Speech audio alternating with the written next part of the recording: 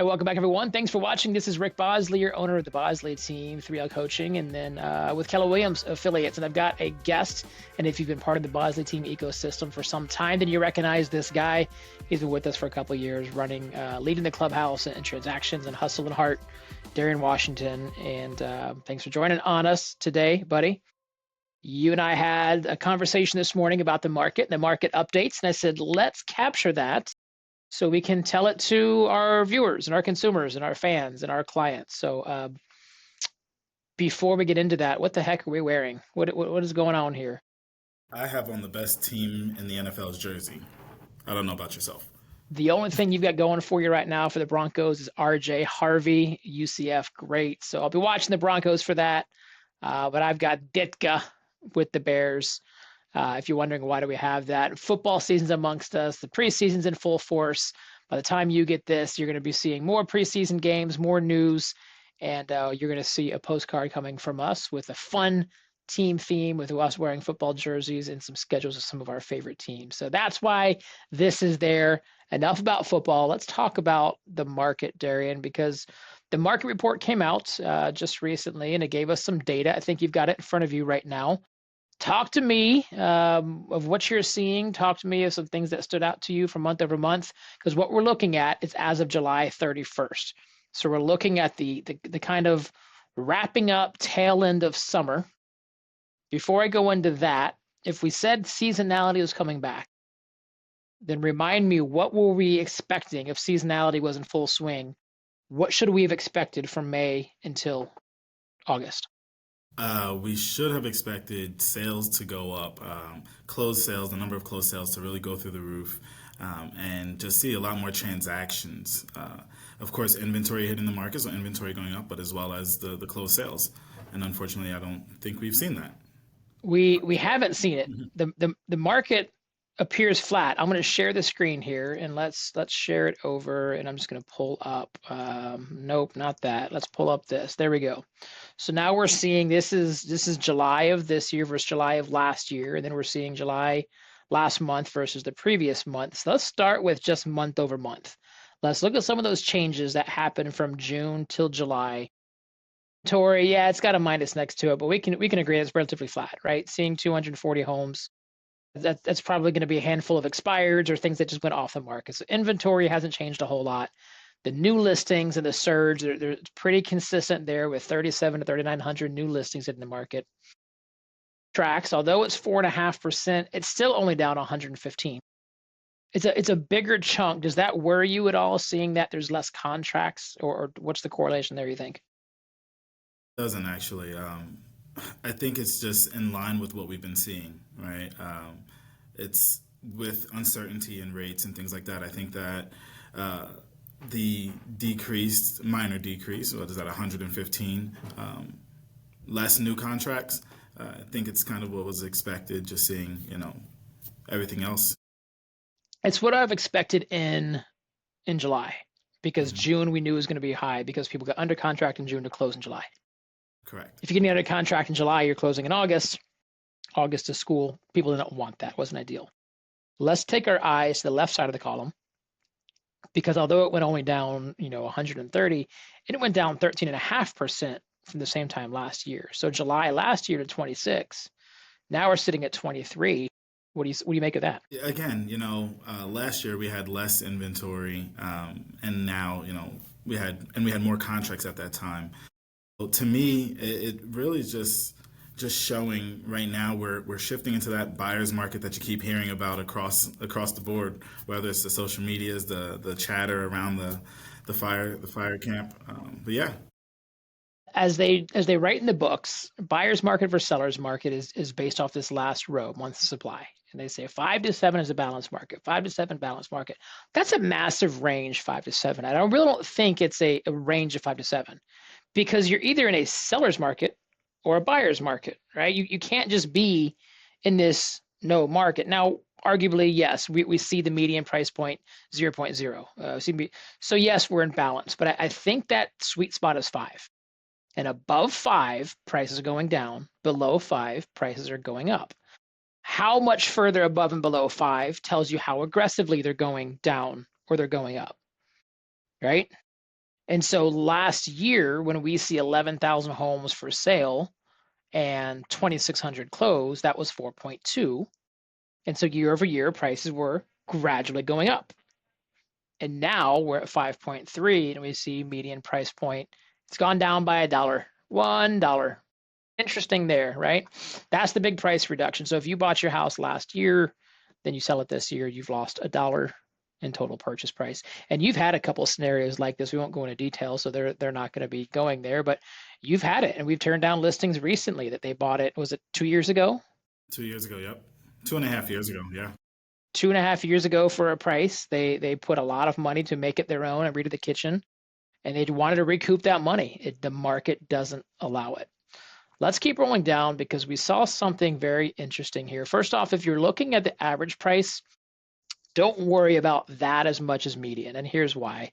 This for our consumers. Average price can be, you can have a huge outlier. You can sell a $25 million home out in Windermere on the water on the golf course, and that's going to skew average, but it won't skew the median.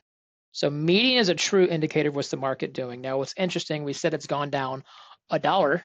You can see June versus last year, the exact same thing. But we pulled something up, and actually I have it. We can just talk about it. You and I mentioned or saw the last 4 months in a row, we've been staying at 390, Correct. 389.9, 389.99, and 390, 4 months in a row. So that is July, June, May, April. That is when we're supposed to see a increase. That is when we're supposed to see the summer surge happening and prices to creep up, because undoubtedly, what do we know will happen? I say undoubtedly, likely happen over the next 6 months, Darein. We're going to see the prices, the market slowly go downward, and part of that is we're hitting the holiday season, seasonality's coming in, and people are going to take a step back while kids are getting into school and they get in preparation for the cozy weather. So if we think about what the market often does, right? It's going to go, if we take January through December, you see it kind of flat, and then you see Q2 spike up a little bit, right? And then it starts to get a little bit flat, and it ends up like here, right? And this is the 4% line that we're used to. But this is March through August. This is what we're used to seeing. And of course, these are not to scale. But then come September, October, November, we see what feels like a rapid drop off. This year, we seem to have done this so far, Pretty right? much. Are we still going to see this? I think it's 50-50. Um, I think on one hand we can still see that decrease in the number of sales and prices, but there's whispers, as there have been for a while now, of rate cuts, and I think the rate cuts might play a different part into that, and I think it might boost those sales and keep them that flat line. I don't see them spiking, but I think that they'll level out and stay right where they've been at since the beginning of the year. All right, so let's talk about rate cuts, because you're in the field talking with a lot of buyers, and here's some talking points. We already talked about the median home price. The interest rates dropped to 6.46 in July. Darian, that's the lowest we've seen in 18 months. The 6.46 is the lowest we've seen in 18 months of data that we're even looking at there. And it's kind of creating this affordability boost that otherwise we'd not have seen. And when we look at that, it kind of creates that low rate with stable prices. Is this the best buying conditions we've seen in the last year and a half for buyers right now? And do they agree? Yeah, I'm gonna have to say yes, 100%. To your point, the lowest rates we've seen in quite a while. We're seeing more inventory. Days on market are up. So for buyers, the ball is in their court. I mean, from just the negotiation power, the options, right? And then again, I think the key indicator which gives them a lot of that negotiating power is the days on market. Sellers after in those first 14, 21 days, sellers are still very, very strong. But then for the buyers, once we pass that day 21, I think they really hold a lot more leverage. I'm looking over here because I'm doing some research as we're talking, because there's a handful of buyers, not a lot at this point, who are waiting for rates to improve, right? And what's the Fed going to do? And is the Fed going to go out and cut a rate? And according to Intel of research and AI, what it shows in Federal Reserve, there's a 90% chance that we're going to see rate cut on September 17th meeting. Now it's going to go down maybe a quarter. It's going to go down from 4.25 to 4.5, maybe down to 4 to 4.25. That's not an exact correlation. When I say 4.25, be loud and clear, everybody. That's the Federal Reserve, not the interest rates, right? So it might go down a quarter. So maybe we go from 6.46 to 6.26, 6.21. And that's where I shared with you before the call. I don't think that lower is going to create a new market for buyers. I think the buyers who are waiting for interest rates to drop, they're waiting for 5.25, not for 6.25. They're waiting for something that is not possible to become possible.